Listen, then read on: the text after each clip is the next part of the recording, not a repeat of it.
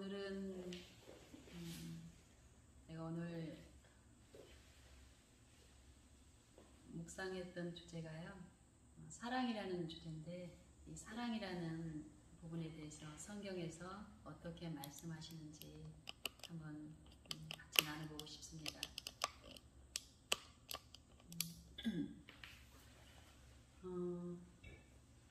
하나님을 알아가면 알아갈수록 분명히 드러나는 게 있는데,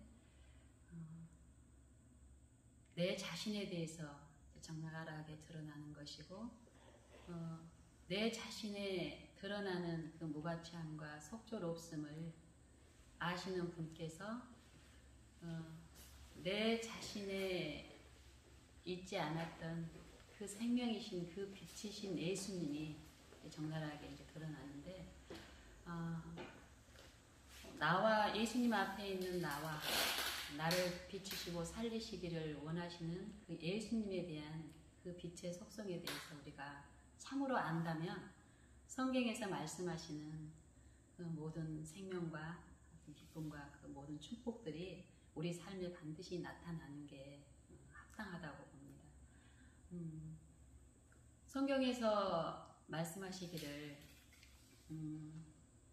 하나님을 아는 것이 영생이라고 하셨고, 또 하나님을 아는 것은 어떻게 나타나냐면은 우리 속에 사랑이 이루어지는 것으로 나타난다고 말씀하십니다. 성경에서 말씀하시는 그 복음은 용서라는 부분인데요. 용서가 이루어진 자들에게 나타나는 또 증거로도 사랑이라고도 말씀하시죠. 예수님 당시에 그 베다니의 문둥이 시몬의 집에서 열린 그 모임에서 예수님이 시몬에게 말씀하시기를 이런 말씀을 이제 하시더라고요. 시몬은 그 당시에 바리새인으로서 예수님을 추종하고 따르는 그 소수 몇 명 안 되는 그 바리새인들 중에 하나였어요. 이 시몬 문둥이 시몬은 문둥병에 걸렸던 자로서 예수님을 통해서 치료받은 자였어요. 그리고 그 예수님의 제자로서 예수님을 이제 모시는 입장에 있다라고 생각을 하고, 자기가 받은 그 은사에 대한 보답으로 자기 집에 이제 그 선생이신 예수님을 이제 모신 거예요.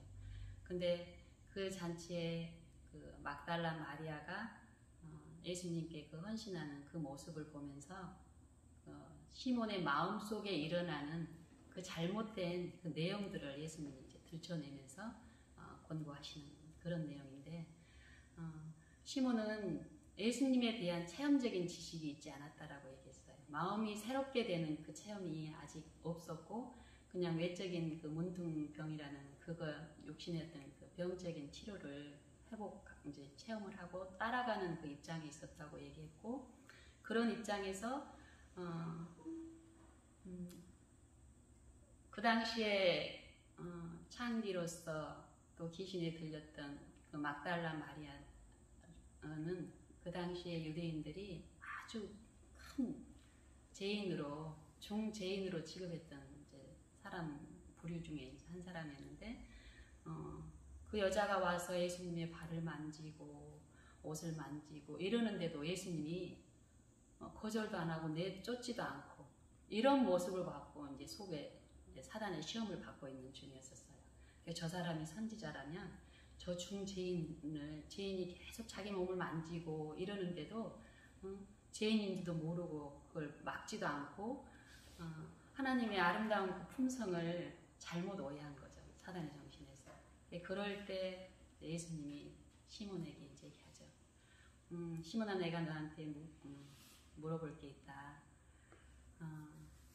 빚진 자에게 빚을 준 자에게 빚진 자 둘이 있는데, 500데나리온 빚진 자하고 50데나리온 빚진 자 이 둘이 있는데, 둘 다 갚을 것이 없어서 둘 다 탕감해줬다.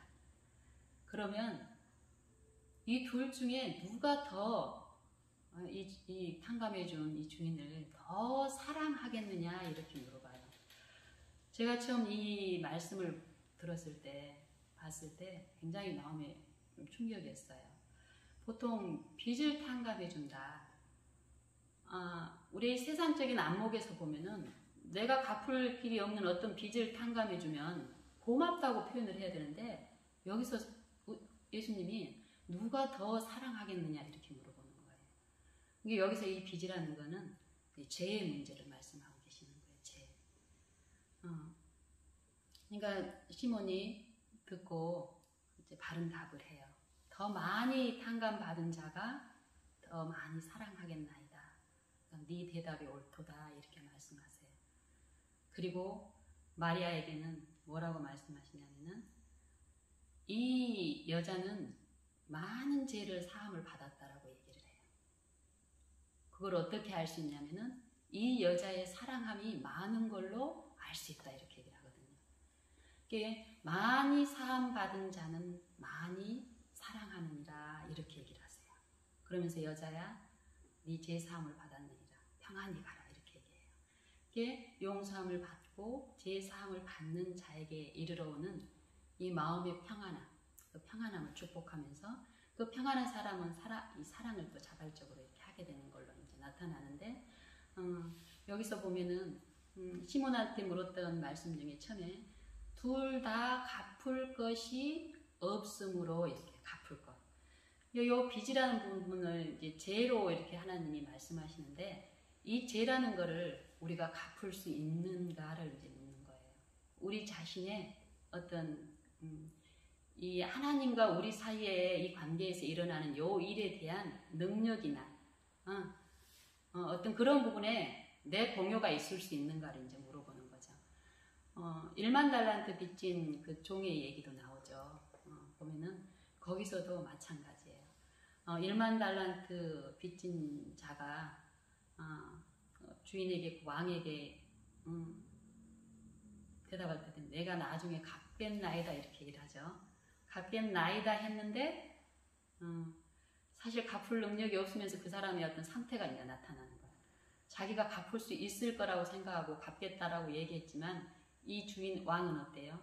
갚을 능력이 없는 걸 아시고 다 탕감을 해줬어요. 이걸 볼 때에 예수님, 이 하늘의 왕이신 예수님과 우리 이 죄인하고의 관계에서는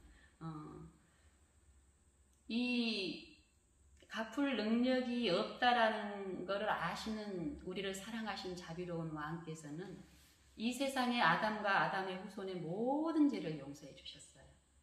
근데 그 용서를 해 주셨는데 그 용서를 이 개인의 생애에서 내가 그 용서를 받느냐 안 받느냐가 이게 구원의 문제인 거예요. 요 1만 달란트 빚진 자는 용서를 구했고 용서를 해 주셨는데, 빚을 탕감해 줬는데, 이 사람이 그 용서를, 주신 분의 그 용서를 그 주신 분의 뜻대로 받았느냐 안 받았느냐는 이 사람의 그 다음 태도로 나와요. 길을 가다가 다른 동간을 이제 만났는데 자기에게 적은 빚을 진 자예요. 이 동간을 취급하는 그 태도에서 왕이 나를 용서해 준 그 용서를 받아들였느냐가 이제 나타나는 거예요. 그 동간은 자기가 왕에게 졌던 빚에 비하면은 정말 비교할 수도 없는 그 작은 양인데도 어떻게 해요? 잡아다가 때리고 고문하고 감옥에 이제 가두는 일이 있었죠.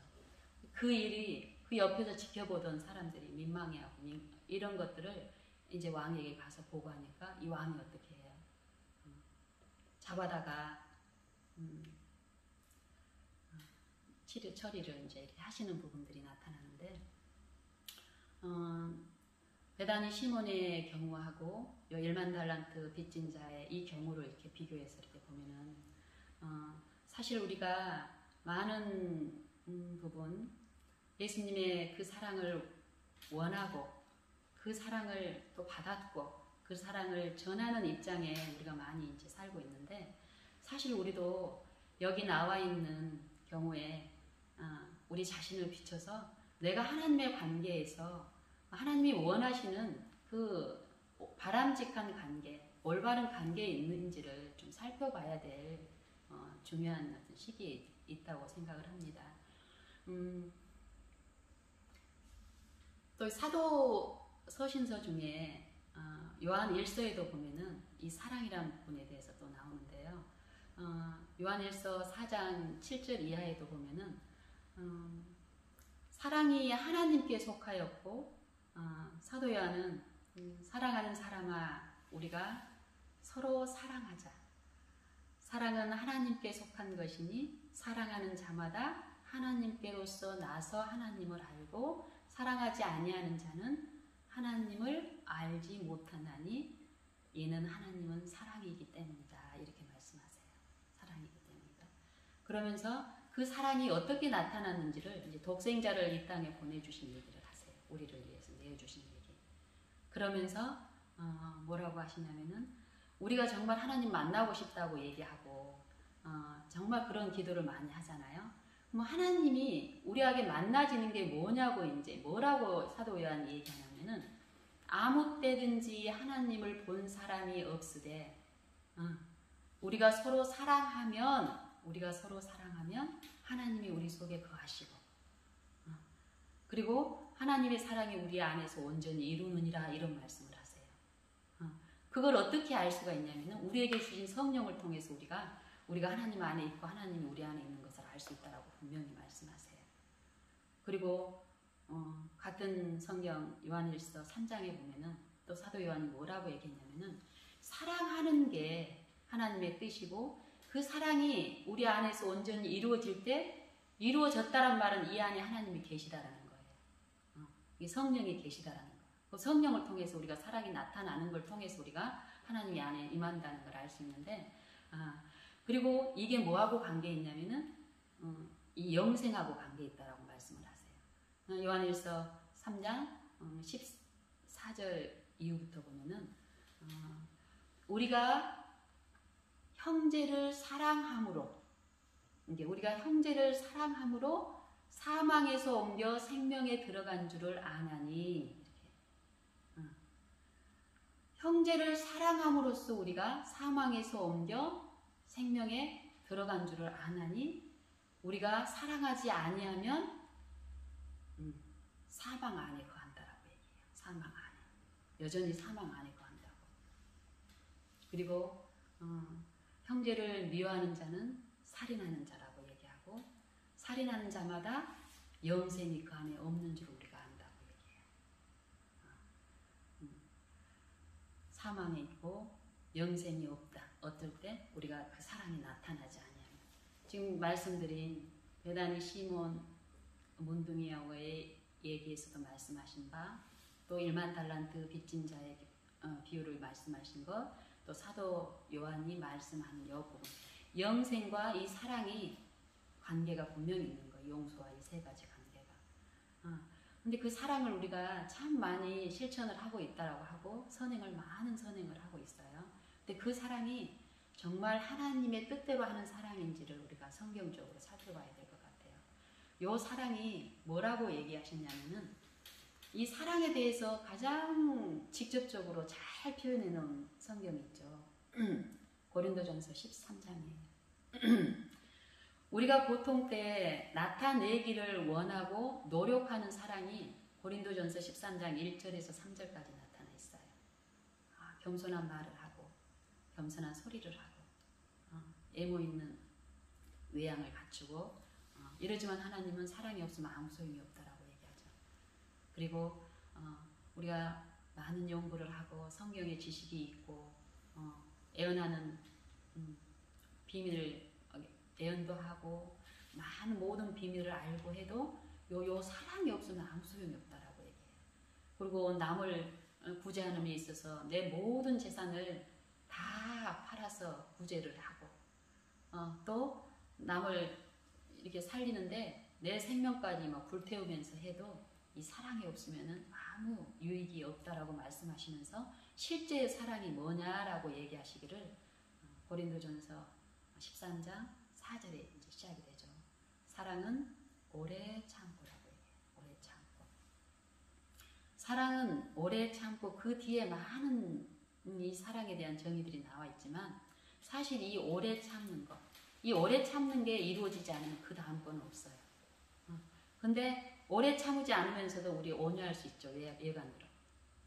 속에서는 오래 참지 못하는 그 마음의 분리가 분명히 일어났는데도 겉으로는 사람들 보기에는 얼마든지 오래 온유하고 친절한 소리를 낼 수가 있는 거예요. 그런 것들을 하나님은 인정하지 않으신다라는 거예요. 그런 사랑을 하고 있기 때문에 내 마음에 생명이 이루어지질 않고 내 마음에 평안과 쉼과 기쁨이 없다라는 거예요.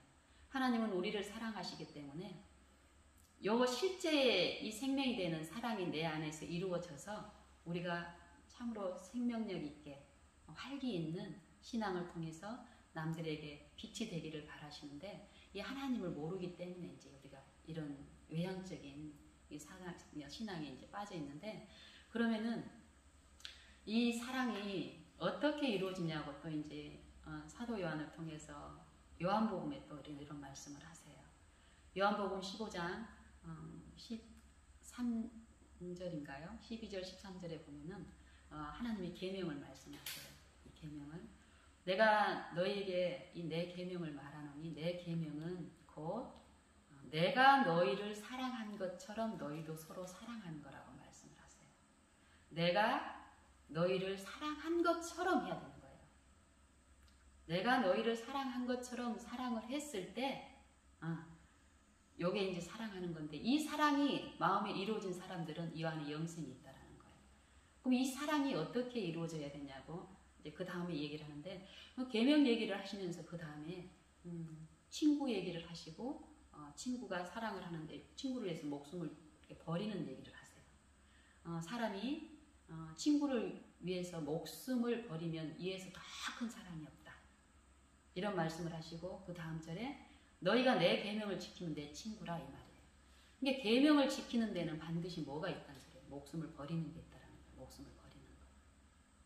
이 목숨 버리는 게 뭔지 그게 오래 참는 것을 내가 내 안에 이루려면 뭐가 필요해요? 사람들이 사도 바울이 날마다 죽노라는 이 죽는 것 예수님이 말씀하시기를 너희가 나를 쫓으려거든 누구든지 자기를 부인하고 자기 십자가를 지고 하는 이 자기를 부인하는 것과 자기 십자가는 죽음을 상징하는데 이 죽음에 대한 의미를 참 많이 놓치고 있어요. 우리가 죽는 것 하면은 요 육신의 어떤 목숨을 죽는 거를 얘기를 하는데 하나님이 말씀하시는 이 죽는 거라는 거는 십자가에 예수님이 이 죽음이 있게 한 그 죽음이 있는 거예요. 이 죽음이 있게 한 그 근거가 내 안에 있는데 거기에서 내가 죽는 거라는 거예요. 만약에 내가 여기에서 예수님의 십자가의 죽음과 지금 매일 죽는 요 일을 이루질 않는다면은 나중에 우리는 심판 때에 정말 예수님이 십자가에서 나를 위해서 죽으신 그 죽음에 내가 참여해서 그 축복에 이르지 않으면은 내가 그 죽음을 죽는 게 심판이에요. 이 둘째 부활의 심판이 죽음을 선택을 해야 돼요. 내가 지금 죽지 않으면 자기를 부인하고 자기 십자가를 예수님의 그 십자가하고 연합한 나 땅인 내가 져야 될 그 부분이 있는데 거기에서 지금 참여하지 않으면 지금 참여하면 그 죽음에 참여하면은 그 부활의 생명에 참여함으로써 내 마음에 이루어진 그 의를 통해서 의로운 삶을 살아서 그 영생에 참여하는 맛을 지금부터 볼 텐데 그걸 내가 거절하게 되면은 결국은 그 사단에 섬기는 그 정신에 의해서 사단과 죄를 멸할 때 둘째 부활의 그 심판을 내가 그 둘째 사망을 내가 져야 되는 그게 이제 놓여 있는데요. 저는 처음 그 예수님을 배우고 이렇게 하면서 십자가의 그 도에 대한 그 분명히 이 죽음과 이 사망과 죽음에 대한 이 과학이 있더라고요. 그걸 이제 성령을 통해서 들으면서 죽는 일이 굉장히 즐거운 일이 됐어요. 죽는 일이. 자기를 부인하는 일이 정말 즐거운 일이 돼야 되는 거예요. 왜냐하면은 하나님이 나에게 계명을 지키라고 그러고 요구를 하는 요 죽음에는 반드시 이 부활의 생명, 그 영생에 참여시키기 위한 목적으로 요구하는 거기 때문에 우리가 하나님의 그 요구를 받지를 않은 이유는 하나님의 품성에 대한 오해 때문에 그래요. 말로는 우리를 사랑하시고 십자가에 돌아가셨다라고 이거를 이론적으로는 듣지만 내 품성의 이 정신과 특질에서는 그 사랑을 신뢰하지 않은 거예요. 그러면서 그 전에 내가 길들여 놨던 사단이 나에게 길들여 놓고 사단이 또 그 순간 내게 유혹하는 그 이전에 내가 탐닉했던 어떤 그런 것들, 내가 이걸 죽었을 때 어떤 내 모멸감이라든지 자존심 상하는 거라든지 어떤 그 사단이 주는 그런 것들에서 오래 참지 못하고 결국 그거를 선택을 함으로써 넘어지는 이제 이런 일들이 일어나는데 오늘 이제 저희가 이제 안식일 예배 때 안식일 교과 시간에 이제 마태복음 10장에 말씀을 이제 묵상을 했는데 거기 보면은 내가 세상에 화평을 주러 온 것이 아니라 검을 주러 왔노라 이 말씀을 하시면서 그 부분에 대해서도 처음에 저는 굉장히 좀 오해를 했어요. 이상하다. 예수님은 사랑이시고 이러는데 왜 가정 안에서 이렇게 불화가 일어난다고 그러고 막 이런 말씀을 하셨는데 이 품성에 대한 이해가 이제 생기면서는 이게 너무 합당한 거예요. 검은 나를 지키는 역할도 하지만은 나를 지키기 위해서 상대를 죽일 수도 있는 그 무기잖아요. 근데 여기서 말하는 이 검이라는 거는 성령의 검, 말씀의 검, 이 생명의 검을 말씀하시는데 우리가 많은 부분 우리가 가족 관계에 있어 사랑을 하고 있다라고 생각하고 이웃 간에 사랑을 하고 있다고 하지만은 요 사랑은 정말 잘못되어 있는 사랑이에요. 그 사랑으로는 절대 행복할 수 없고 실제로 기만 가운데서 사랑하는 관계가 가족에서 이루어지고 있다라고 하지만 사실 가족 깊숙이 들어가면요 그 이기심과 자기를 섬기고 숭배하는 어떤 그 정신 가운데 가장 특히 이 사회가 발달되면 발달될수록 가장 애로운 곳이 가족이라고 저는 생각을 해요. 정말 사랑을 받아야 되고 사랑을 주고받아야 될 이 가족 안에 그 이기심은 사실 밖에 나가서는 친절한 말을 한마디라도 더 하게 돼요. 왜? 자기 체면이라든지 최소한 어떤 그런 관계이거든요. 근데 가족은 편하고 자기의 어떤 속을 다 알고 있더라는 그런 입장에서 가족한테는 참 마음대로 하고 이기적인 그런 것들이 더 많이 나타나는데 요 가족 안에서 혹시 한 사람이 회심을 통해서 하나님의 사랑을 알고 그 사랑을 실천하는 일이 일어나면 사단은 이 사람을 핍박하게 해요. 어떤 걸 통해서 핍박하냐면은 회심이 있지 않은 그 영혼들의 마음은 사단의 왕국이에요. 그리고 회심이 일어난 사람의 그 마음은 하나님의 왕국에 이제 이루어지면서 그 왕국을 지배하는 원칙이 이 세상 나라를 지배하는 원칙하고 전혀 다른 원칙이 적용이 되죠. 하나님 나라의 원칙은 오래 참는 거예요. 남이 나한테 어떻게 하든지 간에 오래 참는 거예요. 이 세상 나라의 원칙은 어때요? 내가 참을 수 있는 건 참아. 참는 걸 권장을 해요. 세상에서도 미풍양속으로. 하지만 내가 참을 수 없는 한계에 도달했을 때는 어떻게 해요? 보복을 하는 참는 걸 요구를 해요. 보복을 하는 거. 그런데 하늘나라의 원칙은 절대 보복이 없어요.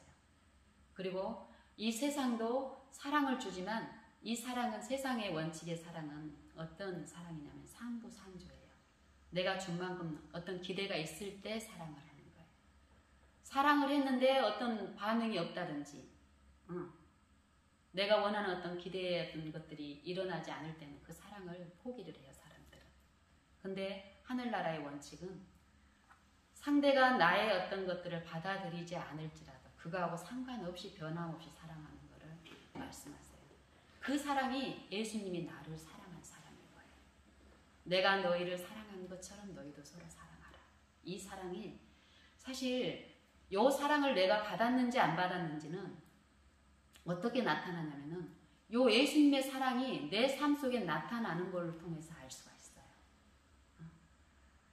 이전에 내 상태하고 점점 가면 갈수록 나타나는 다른 걸 떠나서 이 오래 참는 거라는 이 속성을 두고만 보더라도 내가 이 관계에서 오래 참는 속성들이 정말 이전의 정신이 아니라 예수님이 나를 참아주는 내가 배웠던 이론적인 그 속성이 나한테 나타나는 요걸 보면서 우리는 아, 내 안에 하나님이 계시구나 안 계시구나를 성령을 통해서 들려주시고 확신이 있고 기쁨이 있고 이렇게 합니다. 우리에게 주신 성령을 통해서 내가 하나님 안에 있는지 하나님이 내 안에 있는지를 알려주신다라는 것처럼 우리가 어떤 것을 먹었을 때 내가 사과를 먹으면 사과를 먹지 않았을 때는 외형적인 모양이라든지 색깔은 알 수 있지만 사과의 맛이 달콤하다라는 것을 먹질 않으면 몰라요. 내가 달콤하다는 사과를 먹었을 때 이론적으로 알았을 때도 누구한테 전할 수도 있지만은 사과의 맛을 내가 맛봤을 때 다른 사람한테 더 이렇게 잘 표현할 수 있는 것처럼 그리고 내가 사과를 통해서 어떤 치유가 일어났다 그러면 이 사람은 더 적극적으로 사과를 더 체험하고 알기 때문에 사과를 다른 사람한테 더 나타낼 수 있을 거예요. 하나님은 우리가 하나님의 말씀을 먹는 걸로 얘기하고 하나님을 그리스도를 내가 너희에게 이른 말이 영이요 생명이니 내 피를 마시고 내 살을 먹는 자는 영생을 가졌고 이런 말씀을 하세요. 먹는다라는 걸로 표현을 하거든요. 이게 너희가 내 복음을, 내 생명을, 내 계명을, 내 말씀을, 내 성령을 너희가 받아들였으면, 영접했으면, 믿었으면, 믿는다면은 반드시 나타난다라는 거예요. 그거는 내가 나타내는 게 아니라 하나님이 내 말씀에 먹으라고 각 사람 마음에 호소를 하시죠. 거기에 내가 그것을 받아들였을 때 내 걸로 주신 분께서 내 안에 그 창조의 능력으로 내 안에 이루시는 일들이 있다란 말이에요. 거기에 내가 순응을 했을 때 반드시 성령이 내 안에 이루신 결과를 드러내시는 게 이제 사랑함으로 오래 참음으로 성내지 않음으로 이렇게 나타나는데 이건 내가 노력했던 거하고는 전혀 다른 모양이에요. 이런 것들을 알아갈 때 하나님에 대한 이 품성에 대한 오해들이 씻겨지니까 어때요? 성경을 통해서 말씀하신 모든 말씀이 처음에 접했을 때하고 너무 다르게 이제 들려져요. 처음에는 무겁고 중하고 엄했던 것이 이 말씀이 나를 사랑해서 이 말씀은 지금 내가 좀 무겁더라도 이전의 경험으로 봤을 때 우리 아버지는 이거 나 고쳐주시기 원해서 들려주시는 거구나. 내가 살기를 바라는 마음으로 이걸 하시구나. 이런 마음들이 더 소망들이 더 굳어지는 거예요. 더 확실해지는 거고. 내가 이런 체험이 일어나면 또 어떤 일이 일어나냐면은 사실 다른 사람한테 자기 자존심을 버리고 예수님이 종이 되고 다른 사람의 종이 돼서 섬기는 일들을 내가 그 기쁨과 그 체험에 내가 이르지 않으면은 나는 그걸 할지라도 흉내를 내고 이렇게 할지라도 자녀들이라든지 남편이라든지 가족들한테 그거를 얘기할 수가 없어요. 내가 실제로 그거에 대한 기쁨이 있을 때는 그게 생명이니까 자신 있게 얘기를 그 다음번이 생명이라는 걸 알기 때문에 십자가에 죽는 거라든지 자기 부인에 대한 도를 분명히 제시할 수 있지만 내가 그거에 대한 체험이 없을 때는 어때? 나는 아직까지 고행이거든요. 내가 이 고행인 걸 다른 사람한테 권할 수 없죠. 이게 형식적으로 하게 되고 직접적으로 어떤 그런 상황이 있을 때는 실제로 제시를 못하게 되는 거예요. 그런 것처럼 제가 저희 가정에서 하나님의 십자가의 도를 통해서 실제로 하나님이 주시는 그 생명이 어떤 거라는 게 이 죽음을 통해 십자가의 그 죽음에 참여하는 자기 부인과 자기 십자가를 지는 이 부분에 대해서 성령이 지속적으로 처음에 하나님을 알아갈 때 이 얘기를 했었어요. 죽는 게 어떤 거고 굴복이 성령께 굴복한다는 게 뭐고 요거에 대한 그 자유와 기쁨이 어떤 거라는 거를 체험 가운데 알게 하시면서 이러고 있을 때 이제 제가 이제 저희 이제 엄마나 저희 이제 동생이나 아버지나 이제 저희 가족들이 저랑 같이 이렇게 개신교에서 요 신앙으로 재림 신앙으로 이렇게 오면서 정말 하나님의 말씀대로 했는데 실제로 말씀의 약속대로 내 안에 이루어지는 거예요. 그래서 그분들한테 가장 많이 얘기했던 게 뭐냐면 엄마 진짜 있어. 돼요. 요 얘기를 참 많이 했어요. 그리고 그분들한테도 그것들을 이제 제시를 하고 그런 얘기를 이제 했었는데 실제로 하나님은 각 심령 안에서 모든 심령들을 십자가의 그 죽음을 통해서 죄를 용서해 주셨고 또 부활의 생명에 참여해서 그 생명이 없이는 하나님의 율법에 하나 된 그 마음으로 하나님과 이 화목해 되는 사귐이 있을 수가 없잖아요.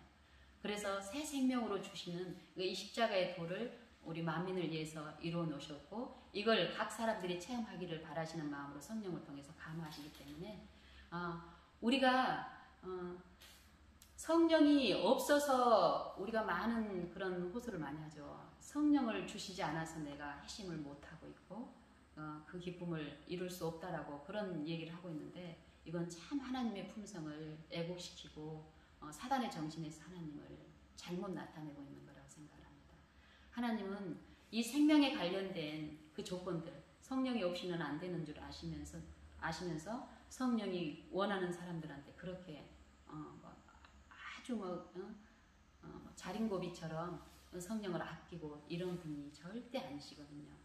저도 처음에 하나님을 알아가는 그 입장에서는 좀 맨 땅에 헤딩하는 것처럼 참 저는 몰랐습니다. 정말 제약적인 잘못된 신앙 가운데서 나름대로 자기가 괜찮다라는 어떤 기만적인 사상에 많이 빠져 있었기 때문에 이 하나님의 사랑을 배워가는 입장에 주변에서 이제 이런 것들을 나눌 수 있는 어떤 관계도 없었기 때문에 정말 그 갈급한 마음으로 그 주신 그 마음 속에 있었고 원하는 거 하나밖에 없었어요. 내 죄가 드러났을 때는 그걸 자백하는 과정에서 절대 그 전에 죄에 머물고 싶지 않은 마음으로 어떤 빛이 주어지면 그 빛에 대한 순종으로 가는데 분명히 순종으로 가게 되면 어떠냐면 사단은 자기 평생 자기를 섬겼던 그 사람이 자기의 지배에서 떠나가는 그 사람을 가만히 두질 않습니다. 영적으로. 이 관계에서 그 연약한 이 가족 간의 자녀들이라든지 그 관계에 그 연약한 그 사람들의 그 마음을 격동해가지고 공격하고 이전에 없던 그 불화를 꼭 하나님을 내가 선택을 해서 불화가 생긴 것 마냥 이게 이제 그 가족 안에 그 검을 주러 온 게 아니라 화평을 주러 온 게 아니라 검을 주러 왔다라는 게 이런 일이 실제로 일어나요. 이런 일이 일어났을 때 사단의 정신 가운데 있는 사람들하고 하나님의 정신으로 하나님의 길로 나아가는 사람의 태도가 달라지죠. 하나님의 참 빛을 받고 그 위로를 받은 사람들은 그런 관계 속에서 철저히 자기를 죽이고 자기의 격정을 하나님의 그 의를 구함으로써 자신을 낮추고 하나님께 자신을 불복시킴으로써 하나님의 영이 나를 지배하는 그 상태로 나를 지속적으로 들이기 때문에 이때 나타내는 그 감화가 사단의 정신에 빠져있는 요 사람들을 또 감화로 결국은 하나로 연합시키는 그 복음을 또 하나님이 베푸시더라고요. 왜냐하면 나만 사랑하는 게 아니라 그들도 똑같이 사랑하시기 때문입니다. 그래서 제가 여러 번 많은 사람들한테 들었어요. 거듭나는 일은 요즘 이 거듭나는 일은 희귀하고 진귀한 일이다. 이러면서 이제 거듭남에 대한 그 일들이 꼭 하나님이 어떤 능력이 부족하다든지 하나님이 어떤 기회를 베풀지 않아서 이런 일이 희귀한 것 같은 뉘앙스로 인상으로 많이 전해지는 걸 제가 듣는데요. 정말 그건 하나님의 품성으로 오해하고 있는 거고 하나님은 누구보다도 이 거듭남의 일들을 일어나기를 바라고 그 일들을 지금 각 심령 안에서 여러 방편으로 인도하고 계십니다. 요 거듭남에서 선지자가 왜 희귀한 일이고 진귀한 일이라고 했냐면은 사람들이 자기를 굴복하고 부인하고 죽는 일을 안 하기 때문에 희귀하고 진귀한 일이라는 거예요. 하나님 편에 문제가 있는 게 아니라 하나님의 무한한 사랑의 십자가를 통해서 흘러나가고 있는데도 불구하고 진귀한 일로 끝나는 게 이 각 사람의 잘못된 태도 때문에 그렇다라는 거예요. 하나님에 대해서 우리는 분명히 이 육체라는 것은, 이 육신은 십자가에 못 박혀 죽어야 될 불신종의 결과밖에 나올 수 없는 이 육신 안에서 육신을 죽이고 나를 버리고 나를 굴복시키는 일 없이 하나님을 섬기고 싶어 하나님의 축복을 얻고 싶은 이 두 마음을 품는 그걸 음부라고 그러고 우상숭배라고 하죠. 그런 신앙 속에서 지금 우리가 많은 부분 놓여져 있기 때문에 하나님의 품성을 여전히 애곡시키고 세상에서도 하나님의 정신과 하나님의 나라를 비추는 게 아니라 여전히 좀 경건한 모양으로 사단의 정신을 이 교회 안에서도 많이 비추고 있는 모습을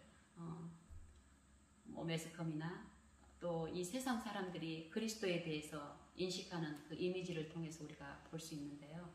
우리 재림 기별을 받고 많은 기별들을 받고 있는 우리 지체들 안에서는 정말 하나님의 품성을 더욱 우리가 제대로 알고 또 그 품성을 우리의 정신으로 받아들이는 그 신앙을 통해서 하나님의 품성을 이 세상을 향해서 비추는 그 축복들로 우리가 참여되는 그런 일들이 일어나기를 바랍니다. 이상 마치겠습니다.